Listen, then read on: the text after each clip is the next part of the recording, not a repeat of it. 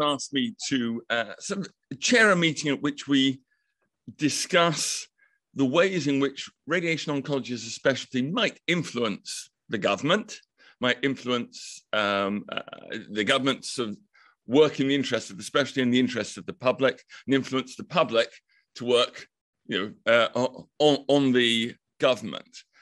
And I think it's a very interesting subject because I don't know how many nations there are in the United Nations, 190, something like that. We all have different governments who are influenced in different ways.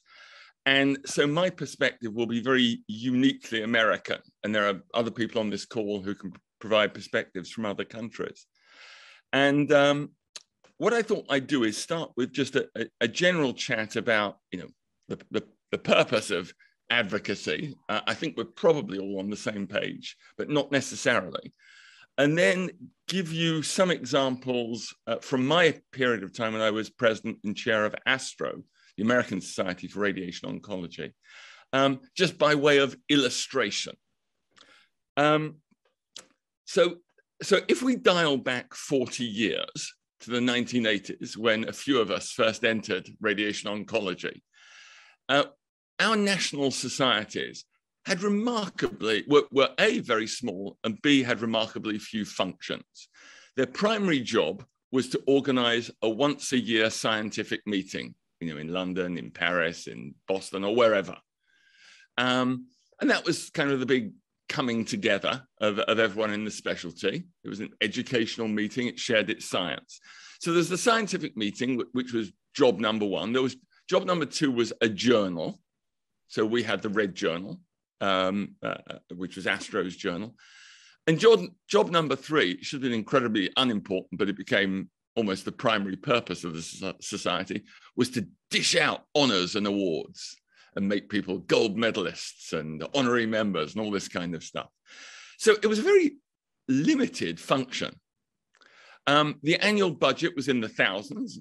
Granted, it might have been tens of thousands or even hundreds of thousands in the United States, but it was in the thousands. So if you dial forward 40 years, and it's now 2021, and the function of a specialty society is completely different. Yeah, we still have an annual scientific meeting, but the meeting itself is a revenue generator. It's incredibly important for all the other things that we do. And it's probably only one of many scientific meetings. If you look at the ASTRO portfolio or the ASTRO portfolio, they're usually involved in multiple scientific meetings, different subspecialties throughout the year. And we don't just have a journal, we have multiple journals.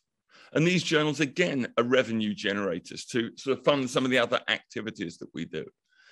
And then you lay on new roles. Our educational role is much bigger now. And in this era of maintenance of certification, or whatever we call it in our countries, it's not enough to just train trainees. You have to train practitioners for the entire duration of their careers. Then we have a huge safety and quality piece, which really is just the last 10 years. And I'll come back to that in a little bit. And then finally, we have advocacy, whatever the hell that means. Most societies, and ASTRO is one, have a core number of members of their board, a core staff that is devoted to government relations and advocacy. So advocacy means essentially standing up for the specialty and standing up for our modality, radiation treatment. And it's standing up for it in the face of, we're a bit of a Cinderella specialty compared with the other oncology specialties. So it's giving us a voice along with the medical oncologists and the surgeons and making our value clear to the public and to lawmakers. And then more specifically, we have to advocate with government agencies. So in the United States, we have the paying agencies. Medicare essentially sets the rates for what radiation oncologists are paid, what we're all paid. And there's something called the RUC, the Review and Utilization Committee, that determines the rates for any new modality we introduce, IMRT, SBRT, whatever. And having a seat at that table partly through the AMA and partly through direct seats, is super important. Otherwise, we're simply not heard, and our treatments end up being undervalued. And then we have to have a big role in policy development. You know, if there is a cancer strategy, and Biden, for example, has a cancer strategy, we have to make sure there are radiation oncologists sitting on every committee. There are bills that are incredibly relevant to our specialty that may influence the way we're paid, they may influence the way that radiation therapy is delivered in, let's say, rural communities or underserved communities. And we have to have a powerful voice there. Then, of course, there's funding. The National Cancer Institute funds an enormous amount of cancer research in the United States. They've had less and less and less money to work with over the last 5 to 7 years, and we want a piece of that pie. We want the pie to grow, and we want to have a larger piece. And then finally, we have regulatory bodies like the NRC, Nuclear Regulatory Commission, that makes rules about how we can practice brachytherapy, for example. So we need to speak to these government agencies. We need to speak to the payers directly. That's an issue we have in the United States, but you don't necessarily have elsewhere in the world. So it's not just Medicare. We want to speak to the individual major insurance agencies, making sure that our IMRT, protons, SBRT is valued. We want to speak to the public, because the public can be our strongest advocates if they know the value. And I'll give a very good example of that, actually from Spain. And then, we have global responsibilities, which we can talk about later. So I'll just mention a couple of, well, actually, I'll share my screen and just show how ASTRO thinks about this. All right, I'm presuming you can see this. So these slides were shared with me, these some recent slides shared with me by the head of ASTRO policy division. And there is a strategic plan that determines how we're going to, radiation oncology has a limited amount of money and a limited amount of manpower. So you've got to decide what you're going to target. So you need some basic principles. Our principles are probably largely comparable with yours, but they might differ, to increase our members' engagement, to protect access to effective radiation oncology, to facilitate radiation oncologists to successfully participate in quality and value-based incentive programs. Turns out in the United States, we are paid more for participating in quality programs, which is a good thing. So we want to make sure that they're measuring the right things and that our membership are aware of them, and so on and so forth. So this is our strategic plan. This is what you might call the advocacy toolbox, and our toolbox will differ when compared with almost any other country. So you want to be involved in policy development, but how do we get there? It turns out that one thing we do in the United States is we directly lobby. We need what's called a PAC, and you'll see in the yellow, the third box from the left. This is a political action committee. Well, we actually, and I know this is just repugnant to almost anyone else, anywhere else in the world, we actually contribute to politicians' re-election campaigns if they are big advocates for causes that we believe in. And we might contribute to Republicans, we might contribute to Democrats. We try to keep it balanced. It's a way of getting a congressman's ear. And we will actually advocate on Capitol Hill. We go in big groups of radiation oncologists, usually once a day in April. We literally go from office to office to office in the congressional office buildings, and we either speak to congressmen or to their staffers. And this is the ASTRO Advocacy Day. Many medical societies do this. Actually, many advocacy groups of any stripe do this. You can be sure the gun lobby does this probably almost every day of the year. But, if you want to be heard, you have to shout. You can't expect people to listen to silence.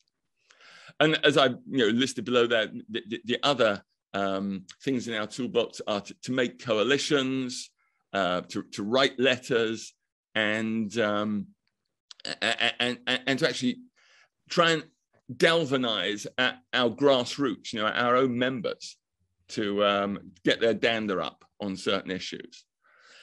We don't spend a lot of money. We're not the American Medical Association. We're not the cardiologists or the radiation oncologists. We spend something short of $1 million a year on our PAC. It's not very much money. It doesn't buy very much influence, but it's something. And this money comes directly from our members. So we have to encourage radiation oncologists to put their hands in their trouser pocket and fork over some cash. And we do have legislative accomplishments. Some of them, not too many, were secured on our own. Most of them were secured in coalition with other oncology societies. And I won't go through these in any great detail, but each year there are small accomplishments that we can let our members know about and encourage more contributions.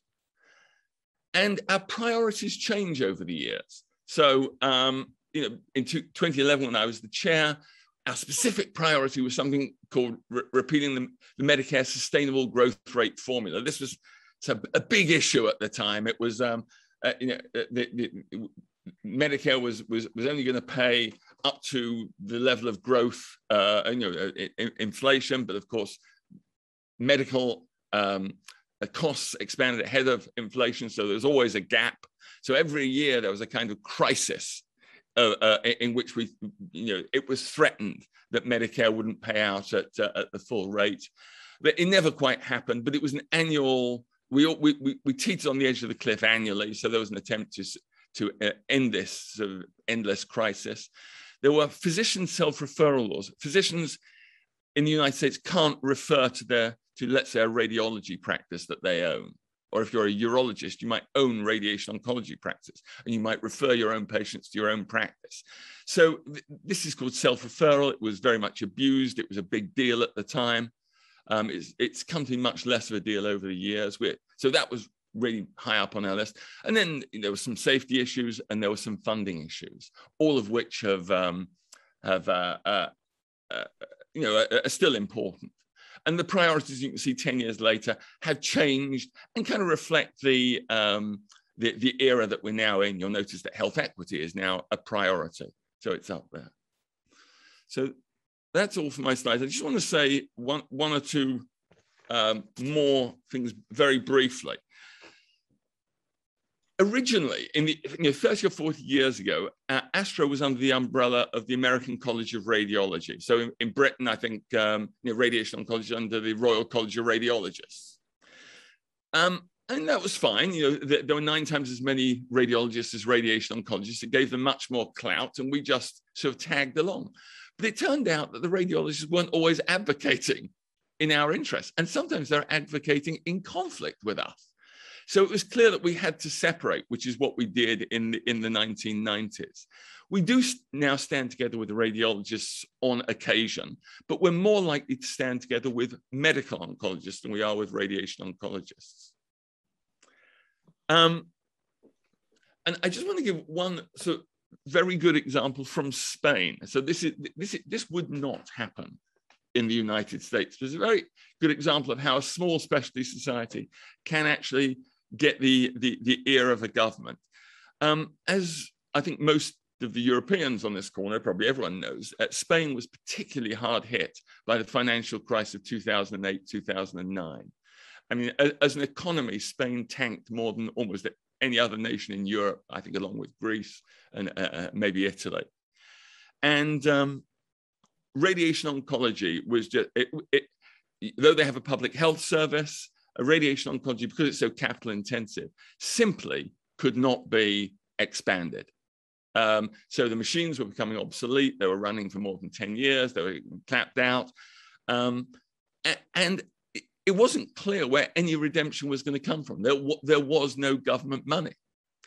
But the Spanish Society of Radiation Oncology, SEAL, kept beating on the government for, pointing out the value of radiation oncology. The government couldn't do anything about it, but they kept raising the profile of radiation oncology. And then the billionaire owner of Zara, I think at the time he was the fourth richest man in the world, Ortega, Amancio Ortega, I think was his name, who was from Galicia, wanted to help Galicia. And he had a certain number of million euros that he wanted to give to Galicia. And CO jumped on this and said, if you really want to make a difference, one way you can make a great difference is to give to radiation oncology. And as a philanthropist and as a businessman, the high value of radiation oncology appealed to him. And once he'd given 8 million euros to Galicia, then he did the same, in other regions. And he ended up giving $300 million and completely refurbishing Spanish radiation oncology, to the great delight of the government. And so it was a kind of public-private collaboration that was led by a radiation oncology specialty society. They caught the ear of a government that couldn't do much about it, and a philanthropist who could. Now, the government accepts its responsibility is to maintain all that new equipment that Ortega has brought in. So I think, this is a good point for me to stop and just bring other people into the discussion. So that's a uniquely American view with one different example from Spain. There are many people on this call who I know could talk to this issue, but Sandra Turner from Australia. Sandra has had experience with advocacy in Australia, and I think she has some lessons that might be relevant to all of us. Thanks, Anthony. I love that story about Spain as well. I've told that many a time because it just seems like a miracle, doesn't it? It just seems unbelievable. And interestingly, and this is one of the lessons of advocacy that I've found, you cannot keep everybody happy, because I remember talking to some Spaniards who said that was all very well, but in fact there was a faction that felt very unhappy about that because of the risk of the money not being maintained. And as you would know, going that route outside the government was also criticised for then taking responsibility away from the government. So, even if you think you're doing this amazing thing and ultimately people are advantaged, there's always going to be a group, even of your own people, who don't like the tactics. And one of the things I've learned is to sort of live by the policy that if you think it's right, do what's in your heart, because you'll be criticised anyway. I think Eleanor Roosevelt said something like that, like do what's in your heart because you'll be criticised anyway.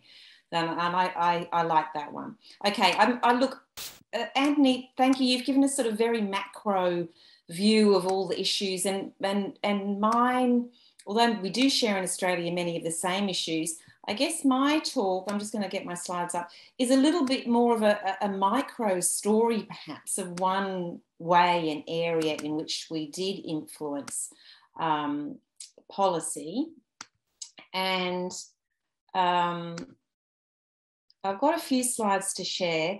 Hopefully many of you will have heard of the Targeting Cancer campaign, which has become quite well known internationally, particularly in social media. And it was really a campaign that started when our college, that also, same as RCR, decided to divide into faculties based on that model of radiology and radiation oncology. And we had a new, younger CEO come in, and suddenly we were allowed to consider advocacy as one of our roles, with the previous CEO actually not thinking it was our job to promote our treatment. So that was the biggest change that happened in about 2012. And then we decided to stop complaining about the fact that radiation oncology was underused.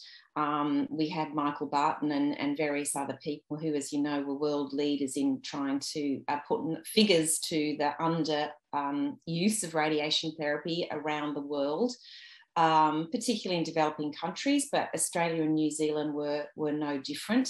So approximately a fifth of our population were missing out on radiation therapy. We talked about it, we gazed at our navels, and we sort of felt very competitive with all the other disciplines in cancer.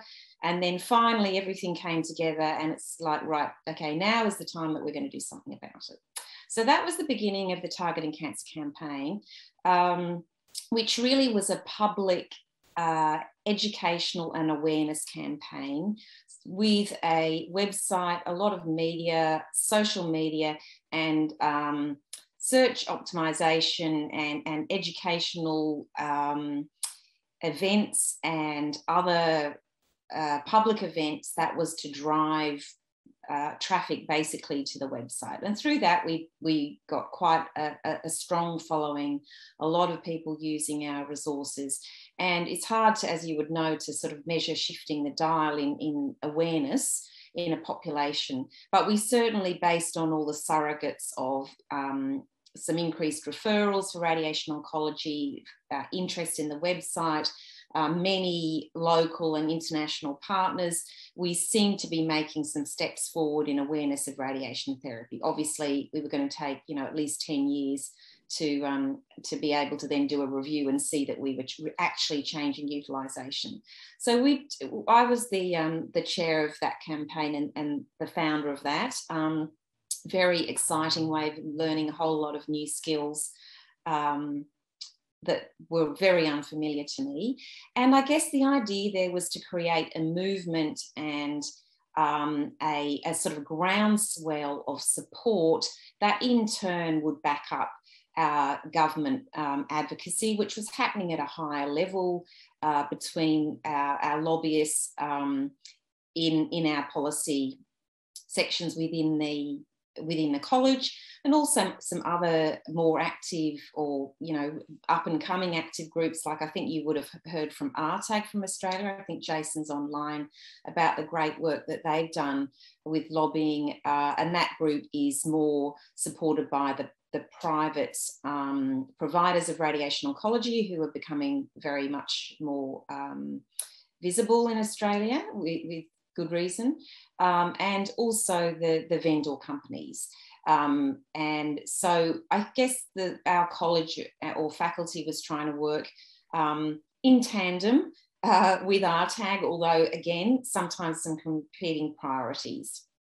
So I guess what Anthony said before, we were just trying to make a noise about radiation therapy and get our patients and other supporters on side. I'm going to now steer into one tiny little area where we did make some wins, and really just to highlight some lessons that I learned and we learned as a group about what helps and what doesn't help in advocacy.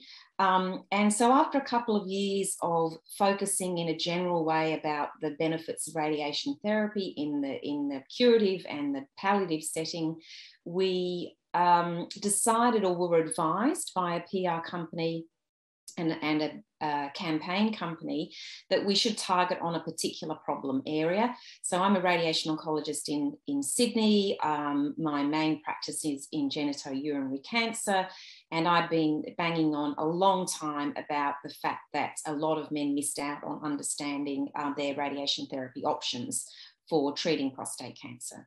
And not only did that cause a huge inequity, but it also had huge financial implications for men, many of whom were paying out-of-gap fees of up to $30,000, even if they were privately insured, to have a radical prostatectomy. And they didn't know that they could have fantastic free radiation therapy down the road. So I guess I had the chair's privilege of being able to say, okay, well, we're going to focus on prostate cancer, obviously a common cancer. And on the back of the envelope sums, we calculated probably about 3,000 men in Australia were missing out on having definitive radiation therapy. So that's not even post-operative radiation therapy, that's definitive radiation therapy.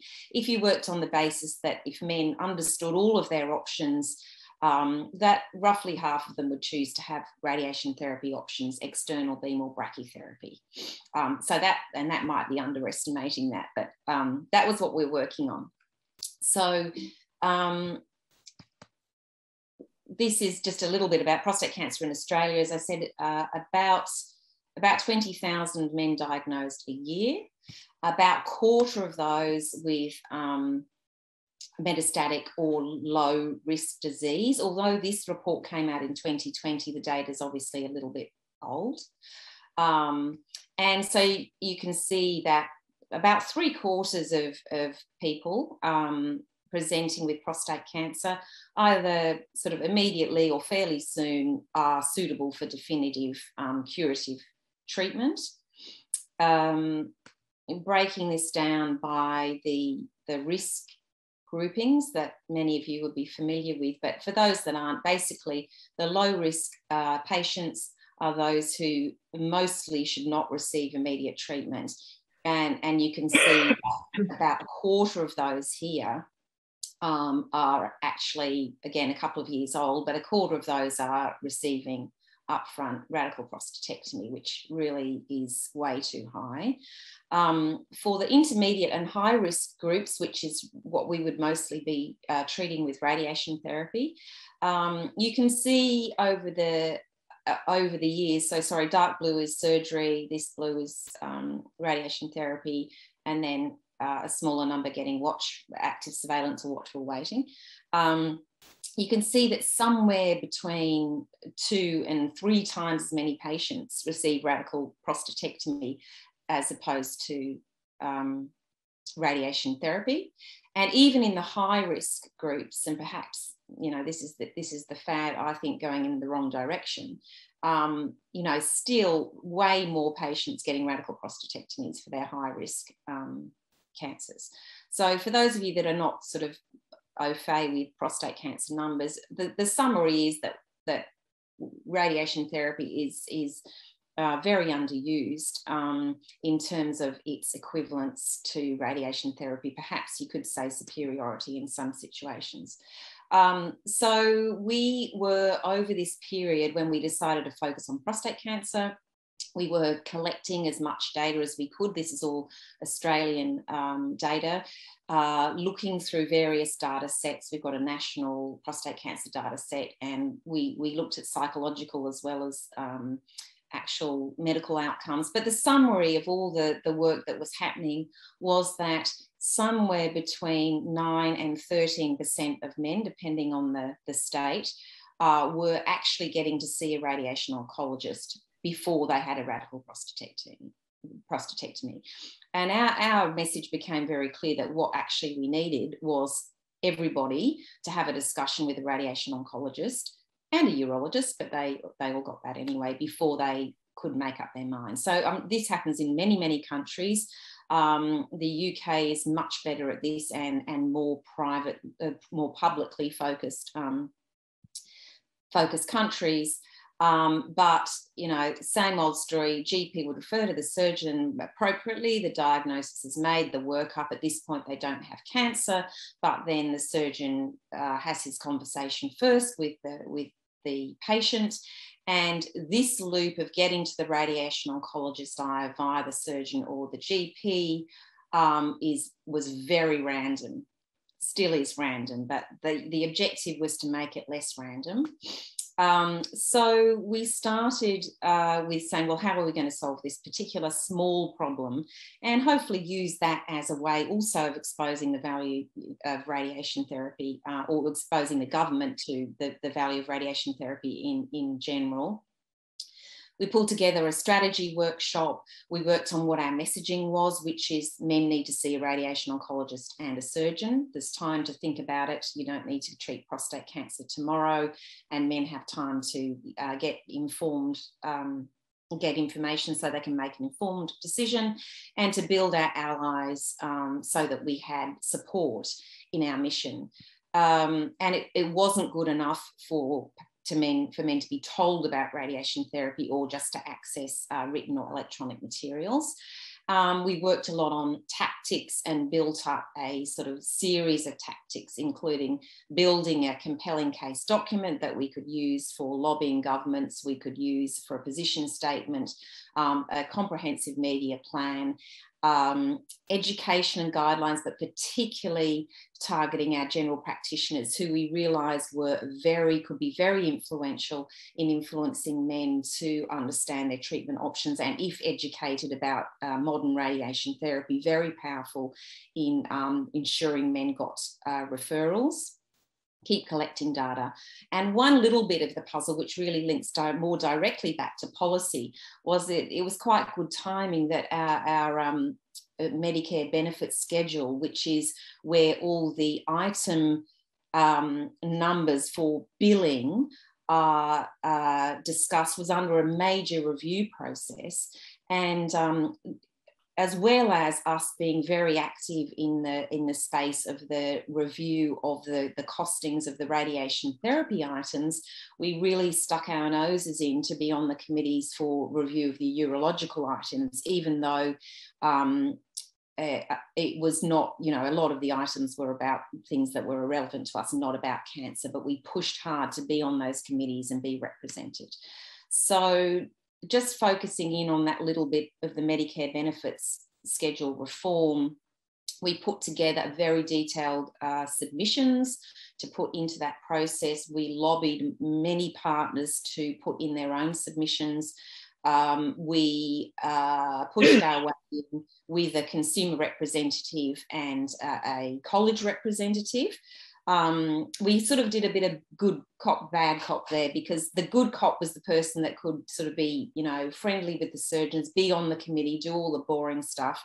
And I put my hand up to sort of be the sacrificial lamb, and be the bad cop and actually tell it how it really was we had a one-off go to actually present physically to the committee. So I took along this fantastic patient, wasn't a patient of mine actually, who was actually a professor of law at Australian National University, who'd sought multiple opinions, ended up cancelling his radical prostatectomy, and could make the statement that it did not in law represent informed consent unless men had all the information from the qualified specialist. So he was a fantastic ally and spoke to the committee. Which really the lesson there is, patients, ex-patients, consumers are our best friends in this work, and I would say never go to talk to somebody important without them. We had multiple meetings with, again, ministers, political allies, and prostate cancer support groups where there are organised consumer groups for a particular area, very influential. And we also did some sort of slightly round the back door lobbying of the other committee members. So for instance, there were general practitioners and consumers that sat on that committee that didn't necessarily understand the issue. So we sought them out and said, look, actually, this is what the problem is. This could be a really important influencing lever. And so please understand the whole story and what's happening behind the scenes. So that was a useful tactic. So we, in the end, after one of the steps was to present to publish a position statement. We did a lot of media around that. It was very evidence-based, and it was sort of like the short infographic version to the compelling case, where we compiled all the literature for the case of men seeing a radiation oncologist. We employed for a short stint of time a PR company that understood the issue and put together a very comprehensive media plan. And we just pretty well flooded as much as we could. Luckily, thank goodness, before COVID, because then you couldn't get anything in the media. But in those days, so we latched onto Men's Health Week and, Prostate Cancer Support Week and everything we could, and got stories out there. And we had a couple of really, really fantastic media allies that were high-profile medical journalists that understood the issue and really wanted to get in there and make it their thing. We did some national, particularly television, radio, and podcasts, where, look, some people believe that any press is good press. I have to say my colleagues are a little bit divided on that, but if nothing else, having these debates, it stirred the pot massively. It got the issue out there, whether or not you exactly liked the approach.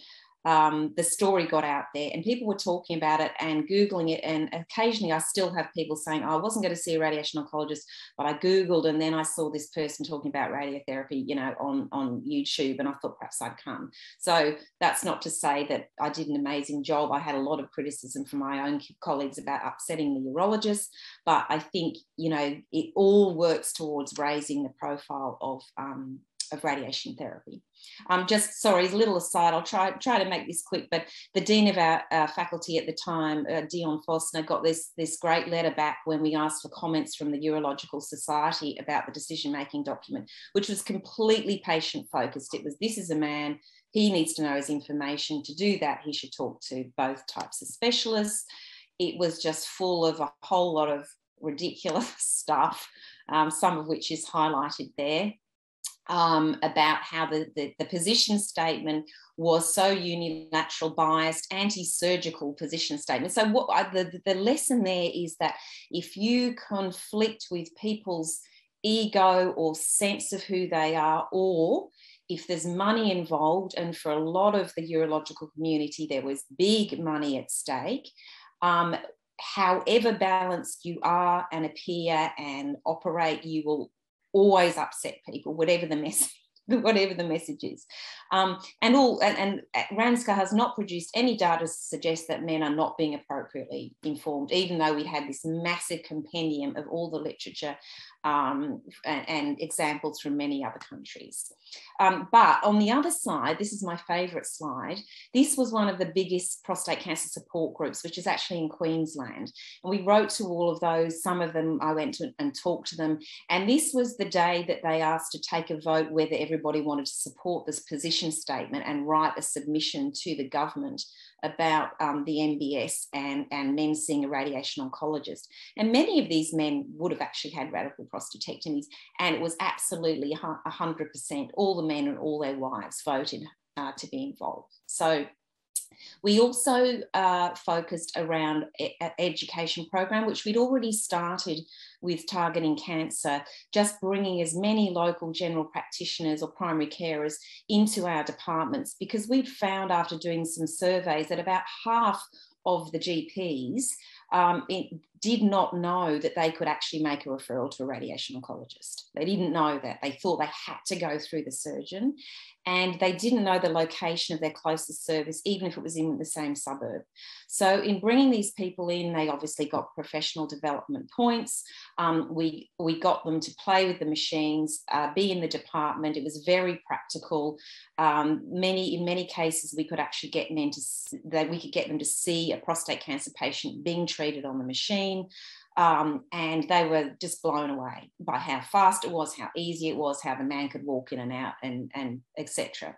So, and we surveyed people afterwards, and they recommended to people. So we'd run before COVID in the order of about 70 in-house programs. And then we started to steer the messages and the case directly towards prostate cancer. So pretty well everything we were doing is, right, this is the story about prostate cancer. This is how it affects your patients. We managed to actually get, through one of our journalists, this amazing program of videos about prostate cancer, just telling men's stories, but scripted about the value of men's talking to a radiation oncologist. And they were on general practitioners' screens across about 1,000 or 1,500 practices around Australia. And they were just on a continual loop. And then they could monitor actually the numbers of patients in the waiting room at a potential number of views, which sort of got into the nearly 1 million over the 6 weeks trial. It obviously costs money, and we were a bit limited by that. And we also really pushed getting into all the general practitioner meetings. They had national and state meetings. We wrote in their journals. We did lots of updates about advances in radiation therapy, and we again bombarded their literature, which they were very happy about, because they were self-professed quite ignorant about modern radiation therapy. We also got into the pathways, which are the statewide approved guide guidelines for general practitioners' referrals across every single issue. So it could be people that had had strokes, people that had had falls, people that had hematuria. But we made sure that we had radiation oncology representatives getting in there and making sure that the local services and referral opportunities to get men to see radiation oncologists and the joint clinics were all promoted within these pathways. We haven't finished that yet, but we're getting there. We also made sure that in all the nationally supported, and this is a series of pathways for cancer supported by the Australian government and the Cancer Council, and where there were errors or it wasn't quite clear, we agitated so that we could have updates, not saying there are a few treatments for prostate cancer, but saying what is best practice is for men to see urologists and see radiation oncologists. And so this is a snapshot of what over a very long period of time we were able to get into these government endorsed pathways.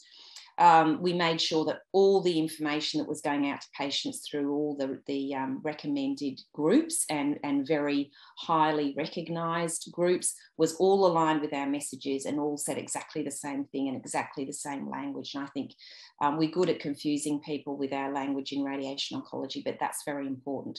So I won't go through all of these, but we really worked hard on building up supporters and partners, both that could promote our messages in the media, that could tell their stories, that could put in multiple submissions to back up what we were asking for in the MBS submission, including the nurses, because all the prostate cancer support nurses were under this umbrella. And if they understood the value of radiation therapy and more the government weren't supporting nurses to be out there helping men with decision making, then they were a very good vehicle for making sure that men had got radiation oncology opinions. And look, finally, I've said it before, but I can't really stress how many men, individuals and groups were absolutely delighted, whatever their stories were, to support the concept. And I really think that's where a lot of our power lies. The actual final note was a little bit watered down when it was released last year, but it is there. So in the radical prostatectomy items, an explanatory note says that men should be offered and encouraged to discuss treatment options with a urologist and a radiation oncologist prior to any treatment as part of fully informed decision making. And importantly, the patient's decision not to accept referral had to be documented. So this was a bit of an audit pathway that we could then cross-checking the item numbers, actually keep a good measurement on how many men were actually getting to see a radiation oncologist before. You could say, well, by the time they came to the radical prostatectomy, it's too late. And yes, in a way it is, but it's all part of the pressure on the surgeons and on the patients to make sure that the right thing is being done. That was only last year, so we haven't been able to improve, measure a direct improvement, but I've absolutely no doubt that it is getting harder and harder to not refer or to not encourage a referral. And we've had one medico-legal case, and I think some power will come when actually somebody is sued, because the recommendations are out there and men haven't been not only encouraged, but actually a referral is made to radiation oncologists. Anecdotally, a lot more general practitioners are referring directly, which really cheeses the urologists off, but it's happening. And also getting the note in there finally, sorry about the bad quality, was another fantastic opportunity to really splash the media with what had been supported. And very, very begrudgingly, we got a joint statement between the Urological Society and the Prostate Cancer Foundation Australia and our college, is to say that there's new Medicare guidance and it supports seeing both specialists. So lessons, it was a long, hard slog. It's not over. It's great to have a way that you can audit and collect the data and say, well, actually, there is a lot of evidence and actually this does or doesn't move the dial. It's exhausting and it can come with some personal backlash. So it's probably not for the weak-hearted, and I think that's where, if you've got the backing of your organisations, societies, and patients, it always comes back to actually what's right for the patient. It makes some of this stuff a bit easier, but it's not easy. So I'll stop there. Sorry, I went on a little bit longer than anticipated, but happy to take any questions or thoughts. Well, thanks so much. That is an incredible example of what it takes to move the needle on a single issue. I mean, it's an incredible coalition of it's a personal investment like you, the support of your specialty society, then it's the coalitions that you build and leveraging the patients, and then beyond that, it's media and now social media, which gives us a new method of amplifying our voice. So this is a good opportunity to open up the discussion. And if anyone has examples from their own experience or opinions that they want to weigh in on how best a small specialty can influence large issues of policy in their nation.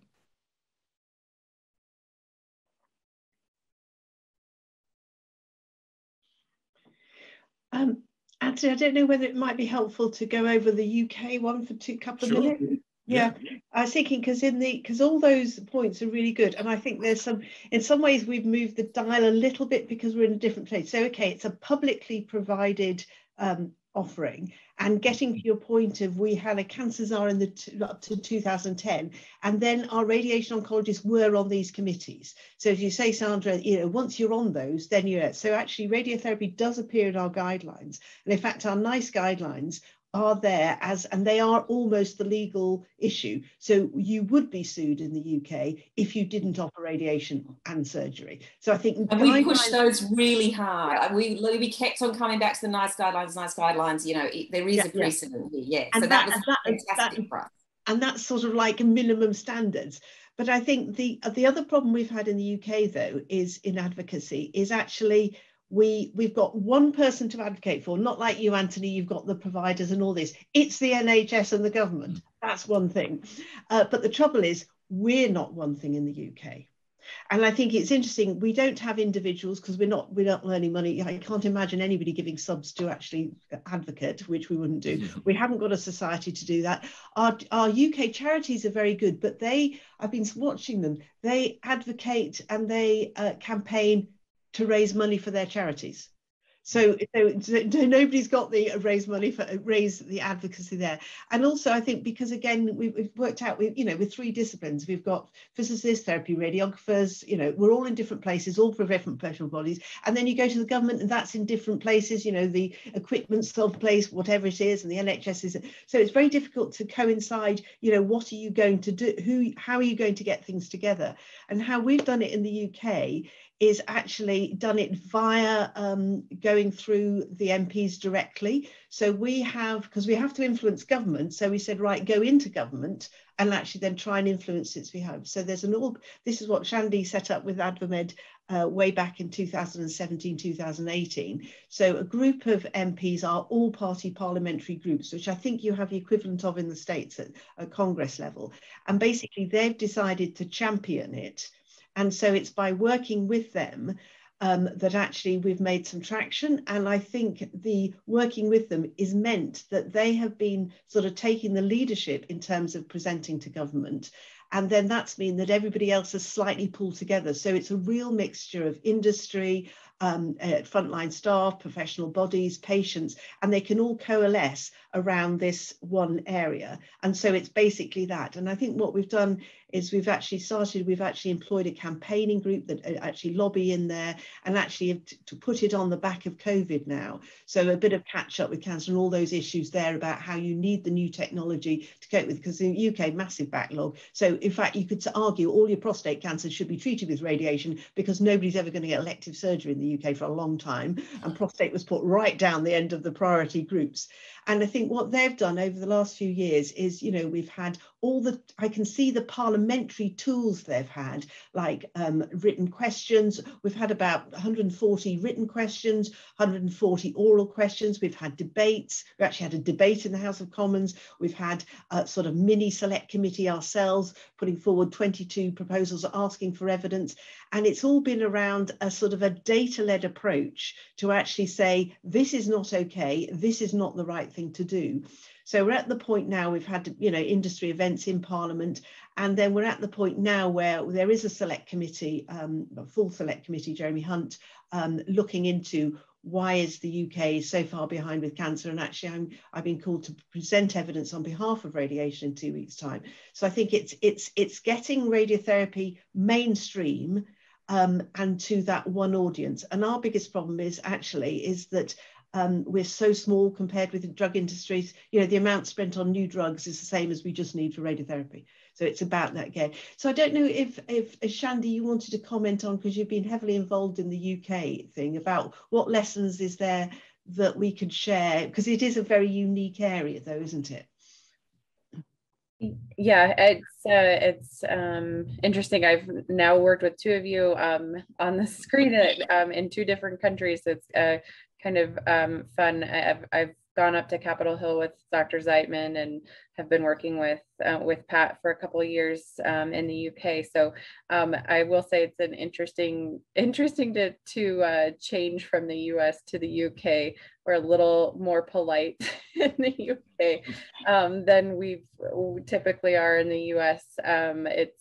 It's pretty unique. And I will say with our group in the UK, it's been really fascinating to see all of the different stakeholders come together to work towards a common goal. And I think, at least in my experience in the US, you might get one or two of the stakeholders together, but in the UK, it's really been an all-encompassing stakeholder collaboration, and it's been phenomenal. Everybody's played a really critical role in data gathering and expertise, and the MPs have really relied heavily on the expertise the industry brings, which I think is really unique to this group. And I think we've also been really lucky and found two very phenomenal unicorn-esque advocates in Pat and our lead MP, Tim Farron. They're both phenomenal advocates for radiation therapy, and it shows. And so I think that at least for me, that's been a really big takeaway, is to find those people that are passionate and well-spoken and can collaborate really well and appreciate the different perspectives that folks bring from their various expertise. So for me, that's been kind of my big takeaway from our UK advocacy, is just we've got a camaraderie at this point of working together, and it's been really, really fun to watch. Not that we never had that, Dr. Zietman, in the but it's been quite unique in the UK.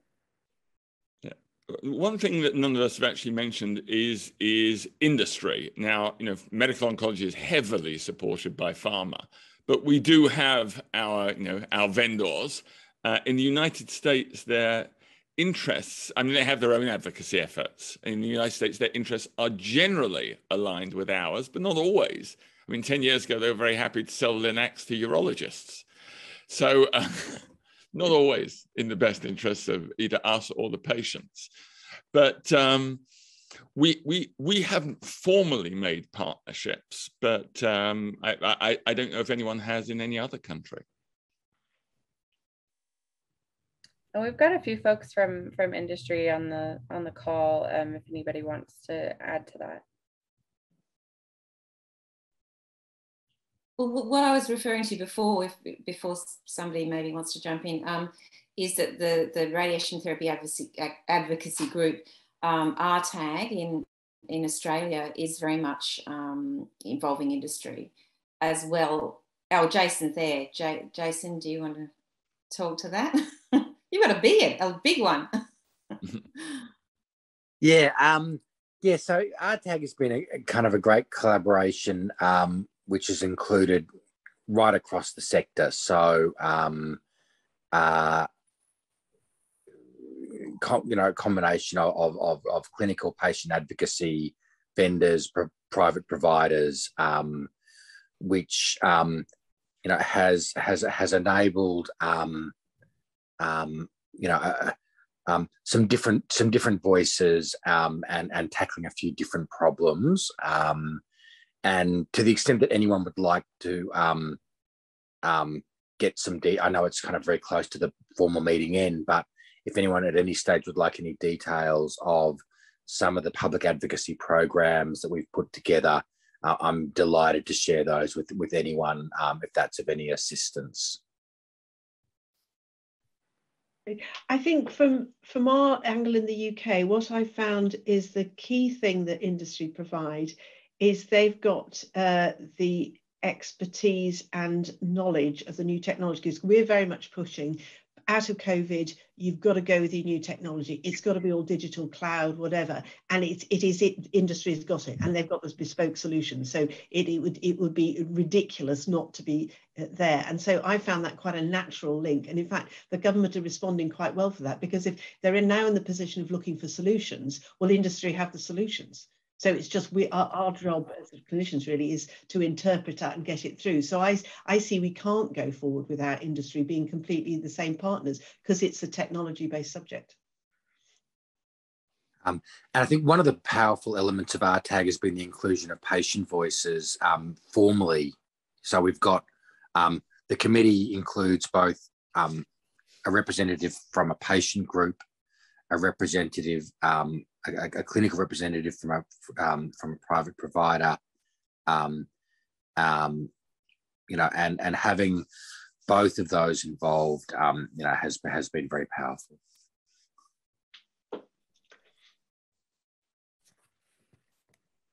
Just on the topic, somebody mentioned the other specialty radiation oncology professional groups, and I think both through RTAG and certainly what we were doing in the college, we very much trying to find our core messages across the physicists and radiation therapists and radiation oncologists, and didn't meet eye to eye on everything, but again, when it came back to patient advocacy, equity, having the best technologies, it was pretty easy to get alignment. So I'm sure, and we have a group called the Radiation Oncology Alliance, which is those groups and also the cancer nurses, who are actually we're revising a sort of core document statement about our radiation therapy plan. I hope there's input from RTAG, but certainly other people that are on the RTAG committee. So I also agree that we need to find as common ground as possible to be effective.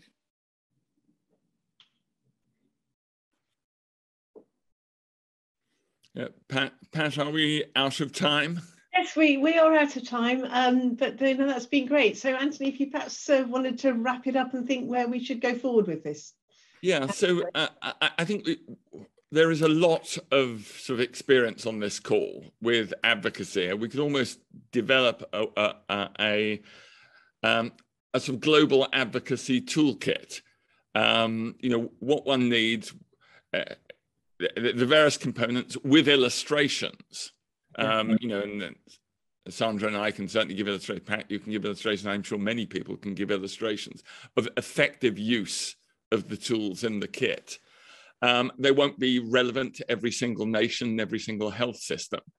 But I think an overview could come out of this, which would be very, very interesting. Yeah, and if you say sharing that, because I know when the ASTRO Foundation did their Marie Curie, that's some great social media things, great, and for Mary's work, million lives saved with access to radiotherapy, all these factual information is really good, and it's good, and it's, as you say, if we share it, we don't really invent the wheel. Very powerful. I agree. Yes, so perhaps we should progress that after this meeting. That's fantastic. It'll be fantastic. Great. Well, Anthony, thank you very much for sharing it today. It's absolutely great, and thank you everybody for coming. And we'll be in touch with the progress after this, and we'll press on.